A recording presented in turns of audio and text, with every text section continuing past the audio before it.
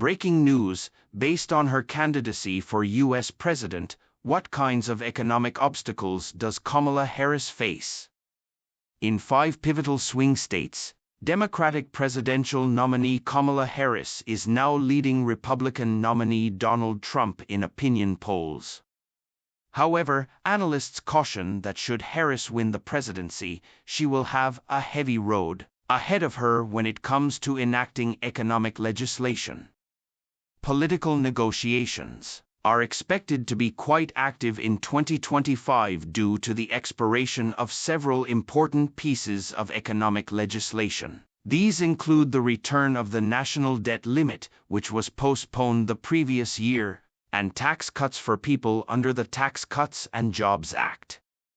However, Harris's capacity to pass any legislation will be influenced by how Democrats fare in the November elections, which will see voters select members of both chambers of the U.S. Congress, a third of the upper body, the Senate, and the entire lower house of representatives. Gary Clyde Hufbauer, a non-resident senior scholar at the Peterson Institute for International Economics, told Al Jazeera that while the House is up for grabs, Harris will have a difficult time getting any legislation approved if the Senate is Republican, which is a likely conclusion. One of those significant pieces of legislation is the Tax Cuts and Jobs Act, which has specific provisions that will return to the levels of a 2016 statute when they expire at the end of the following year. With the largest advantages going to the wealthiest, the 2017 law, which was signed by Donald Trump, gave U.S. corporations huge tax relief while families at all income levels saw a decrease in income taxes from 2018. In the event that Harris wishes to expand any of the individual provisions or make them more advantageous to those with lower incomes, she will have to deal with the Senate. Hufbauer clarified that will be a huge horse trade. The head U.S. economist at Oxford Economics, Bernard Yares, stated that talks will also include the U.S. government's debt limit and the enduring problem of preventing a government shutdown. We don't expect Harris's economic agenda to change in the unlikely event that Democrats win every seat in the House. As stated by Yares to Al Jazeera, she is running on a platform of continuity, and she will want to implement all the Build Back Better agenda that didn't get enacted, such as the caregiving and family support policies. Her policies and those of outgoing President Joe Biden don't seem to differ all that much. To get the job done, she will want to sprint. Turn to the center. Too far, little is known about Harris's economic beliefs and initiatives. Although Trump is attempting to capitalize on her remarks made prior to the 2020 Democratic presidential primary, in which she attempted to secure a spot on the ticket as her party's nominee by positioning herself on the left, economists have mainly discounted her claims. Yares told Al Jazeera that 2020 was under different circumstances for her candidacy. She must now turn to the center since she is running in a general election. She needs to win over moderates in swing states who won't be thrilled with, say, a 35% tax rate, Yares said, alluding to Harris's 2020 position in which she advocated raising the corporate tax rate to 35%. The current corporate tax rate is 21%. Again, though, economists seem unconcerned about Medicare for all, a proposal that the Trump campaign has exploited to undermine Harris's candidacy for president. According to Yares, I wouldn't take that seriously. She needs to turn around and face the center.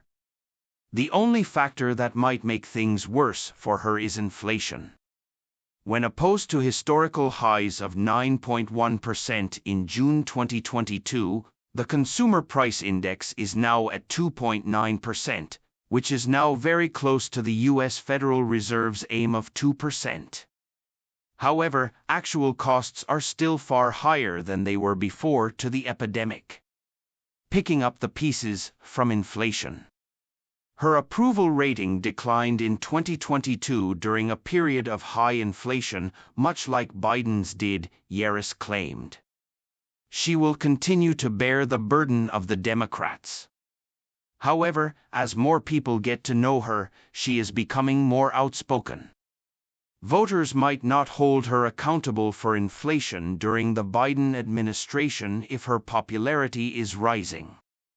Inflation and immigration are just killer issues for Democrats, and I don't think Harris could escape those, Hufbauer continued. According to Hufbauer, Harris has the advantage of having no real track record in the economic sphere, so she has more freedom to maneuver and do things. Potential political initiatives include lowering gasoline prices by releasing U.S. reserves ahead of the elections, limiting rent increases to 5%, and criticizing corporate greed, which is everyone's pet complaint. Hufbauer noted that as a result of price increases, young people are really unhappy, because housing costs have increased by 30% to 40%, which is way more than wages. Hufbauer continued, though Harris isn't really able to lower those costs, she can show empathy and be proactive by addressing things like how to deal with the situation through rent control, assistance for new families entering the housing market through tax deductions, and other things that seem like she's actually addressing that. According to a Reuters news agency story on Thursday, Harris is scheduled to make an announcement on Friday regarding 3 million new housing units and new tax breaks for builders who build homes for first-time homeowners. Trade is yet another significant economic concern. Economists have mocked Trump's proposal to impose tariffs of at least 60% on Chinese imports, and a 10% general tariff on all imports.